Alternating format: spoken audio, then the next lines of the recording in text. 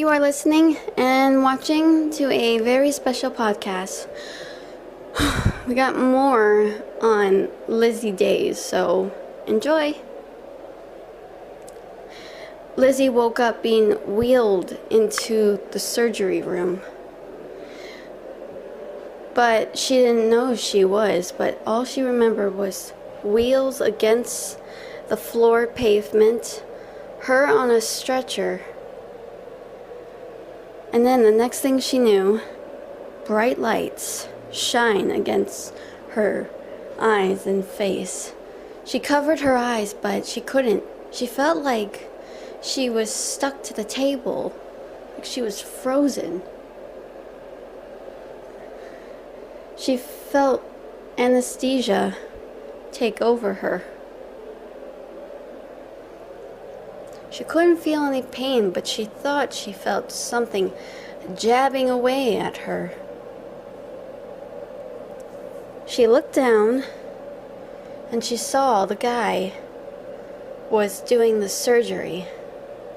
There was beeping of machines, but he paid no attention to that.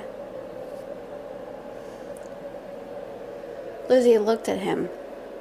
"What the hell are you doing?" But the guy said, "Don't worry, I've done this before. Just hang on."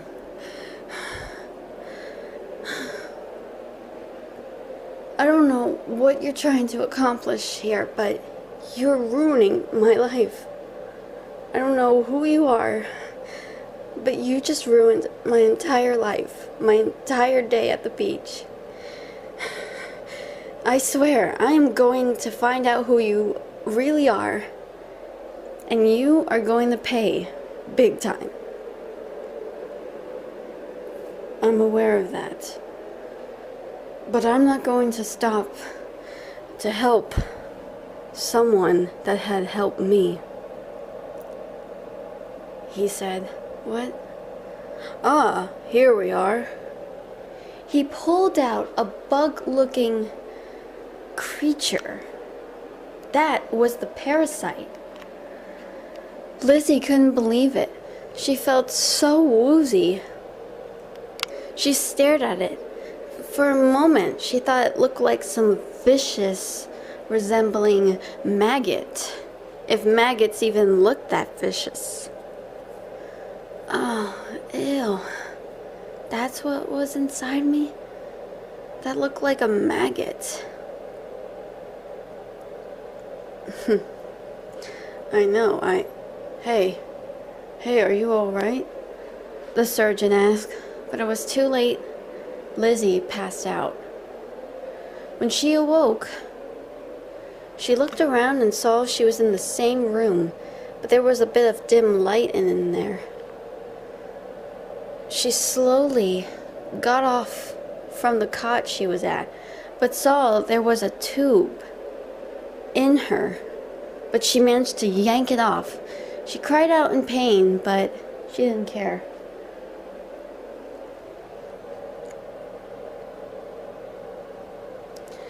She passed by a mirror, but then she did a double take and looked at herself. She could not believe it. Was this really her? Her once beautiful brown hair was replaced with platinum blonde, and her not so pale skin was now in a deathly pallor. She looked hideous. If she could disguise herself with makeup, she would have looked better, but this is not what she had in mind. She looked at herself and wondered, is that really me? No, that can't be. Then she looked down at her hands. Her nails were trimmed, but none of them had been growing back for a week. She was horrified.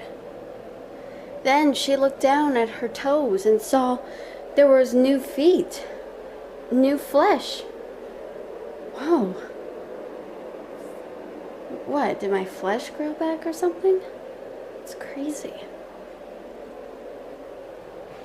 Then she saw she was wearing that hospital gown. Then she looked around and wondered, there's gotta be some clothes here. Then she looked, and she only saw the clothes that she brought, just in case she was done swimming at the beach. So they kept my stuff. She opened her backpack and smiled. Good, they're still in there. I don't know why they could have disposed it. She took off her hospital gown. She put on her clothes. Then she saw her shoes were nearby. But all of a sudden, she felt a strange sensation coursing through her body. That's when she began making her legs into a position similar to ballet. She made them go wider and wider, just a little bit, until all of a sudden she bended her knees and her joints and realized she can actually do this. For one thing, she could never do this before, but now she could because, well, even though sometimes she can be fit, the poor girl somehow suffered from some sort of condition through her body. Something of, well, not able to exercise too much. She wasn't fat, but she was pretty skinny because she was trying her best to lose weight. But she looked in the mirror and she saw she was so thin. She looked like she hadn't eaten in days. Then she got so angry that she just broke the mirror. She was so shocked that her new strength, she looked and she saw she wasn't bleeding. What is going on? All of a sudden, she felt like somebody was coming, and all of a sudden she was right on the ceiling. She couldn't believe it. What am I, Spider-Man? She laughed to herself. The door opened. The guards looked around. They were saying things like, "She's not here. Where did she go? The patient, she must have escaped. We have to find her." So they left. Lizzy let out a sigh of relief. She made sure they were gone until she too escaped. She managed to keep herself hidden, but she looked around. But then she saw there were other people, or once they were humans, were now infestations. They were screaming. They were just biting at other humans, other test subjects. It was crazy. Lizzy couldn't believe it. No way I'm gonna end up like this.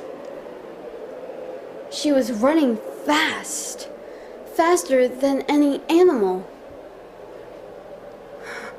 What the hell is going on? How am I doing this? She thought. But she had to run. She had to. That's when she heard the guards call out, "There she is! Don't let her get away! Stop right there! You're not going anywhere!" "Oh, yeah? Well, I'm going to be going to places, buddy," she remarked, and she sprinted. She could hear the guards cry out, "She's too fast! Damn it! What was he thinking?" Lizzy was confused, but at this moment she didn't care. She had to get out of there, and fast.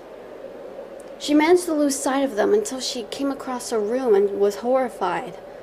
These were her friends in there. They were no longer human. And then she saw somebody was in pieces. When she finally looked to see, she screamed. It was her fiancé. Lizzy was crying. She didn't want to look anymore, but she couldn't believe it. Who would do such a thing? Her fiancé, her friends, all of them are now monsters, and some of them are dead. They're gone. All of their dreams are gone, she thought. Then she heard the guards' footsteps coming, and she quickly made her escape. She managed to find the exit and leave. Today was the day she escaped, and she was no longer going to be kidnapped again.